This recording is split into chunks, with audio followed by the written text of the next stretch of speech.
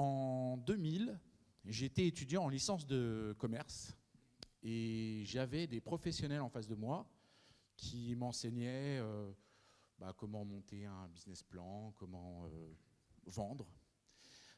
Ces professionnels étaient des directeurs commerciaux, ils étaient souvent aussi des entrepreneurs.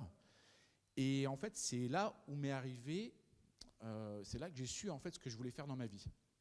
Je me suis dit, moi aussi, finalement, je veux prendre de l'expérience et je veux pouvoir après la restituer à des étudiants.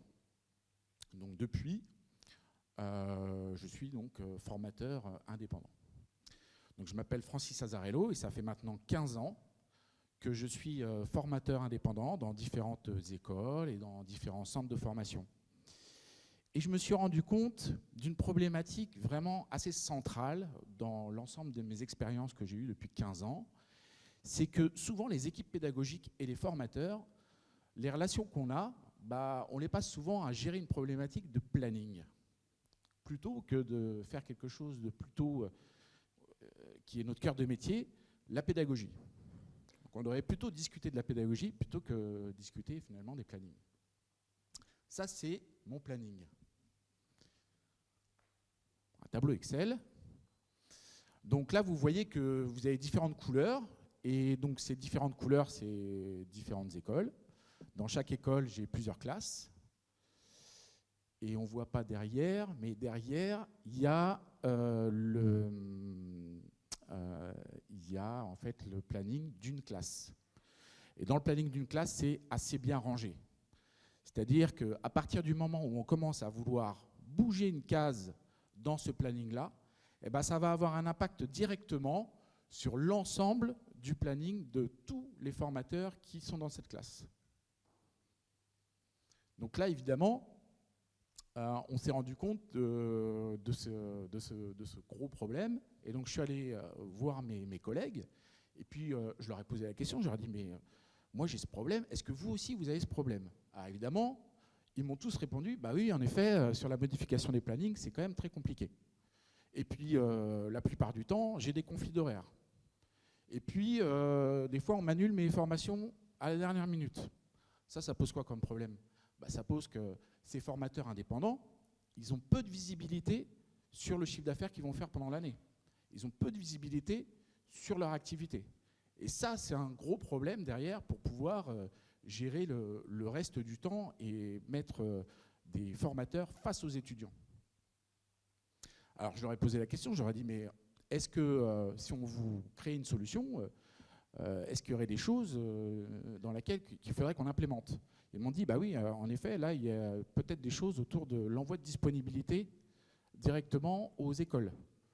Parce que s'échanger 50 mails pendant 3 semaines pour savoir à quel moment, en fait, mon tableau Excel est correctement rempli et il y a bien toutes mes disponibilités dedans, ça risque d'être un petit peu compliqué. Donc, en effet, un petit outil où il y a toutes les disponibilités, ce serait génial.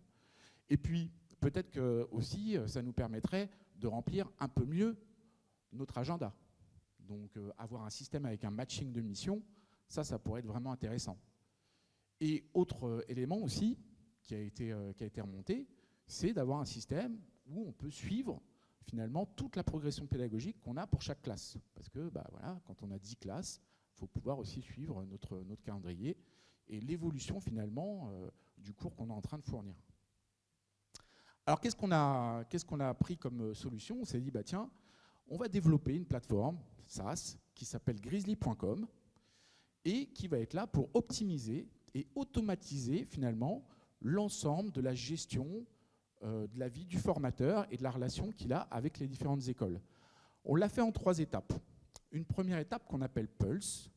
Pulse, il est là pour mettre en place un système de gestion du planning de façon assez intelligente. Et puis on a une deuxième étape qui va venir avec Connect, qui va travailler sur un matching de missions qui va être plus ou moins automatisé. Et enfin, une dernière étape Craft, où on va créer un système d'outils pédagogiques intégrés qui va amener finalement les formateurs, aux formateurs finalement une valeur ajoutée sur la gestion de leur cours. Je pourrai revenir un peu plus tard si vous avez des questions là-dessus.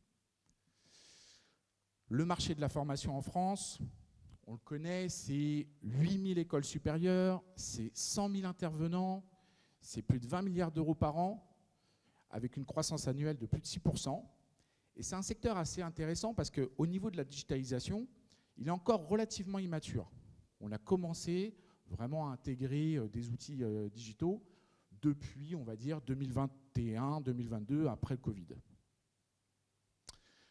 Quand on regarde la concurrence, qu'est-ce qui se passe? On voit qu'en fait, on a des outils qui sont fortement spécialisés et il y a des outils avec finalement aussi peu de connectivité. Finalement, aujourd'hui, les outils qui sont en bas sur la droite, qui sont des outils de planification pour la plupart, on voit qu'il y a un manque de connectivité. Et puis finalement, on voit qu'aujourd'hui, les écoles utilisent encore très fortement Excel, okay, qui lui, pour le coup, n'est pas du tout spécialisé, mais c'est vrai, pour le coup, plutôt facile à utiliser. Alors, autour de moi, en fait, j'ai réuni une équipe avec Fabrice Milon, qui est un entrepreneur dans la tech, qui travaille dans la tech depuis 15 ans et qui, depuis plus de 30 ans, est un de mes meilleurs amis. Et Loïc Lemeu, qui est ex-CTO d'Upside et qui va nous développer notre MVP. On a aussi souhaité s'entourer avec un board d'advisors, avec une personne spécialisée sur le UX, et on cherche encore une personne sur l'EdTech et puis sur la partie commerciale. On a finalement un business model relativement simple concernant une plateforme SaaS, avec un côté freemium et puis une partie avec un plan payant pour les intervenants, mais aussi pour les écoles. Nos besoins, ils sont de 250 000 € et trouver la fin de nos advisors aussi, puisqu'il nous manque 2 advisors, peut-être plus, à notre board pour pouvoir finaliser notre développement et structurer notre équipe. Avec un objectif d'ici 2 ans, d'avoir 100 centres de formation clients et plus de 10 000 intervenants qui vont utiliser notre plateforme. Voilà, si je dois finir là-dessus, la raison d'être en fait de Grizzly.com, c'est de redonner du temps pour la réussite de vos apprenants. Merci beaucoup.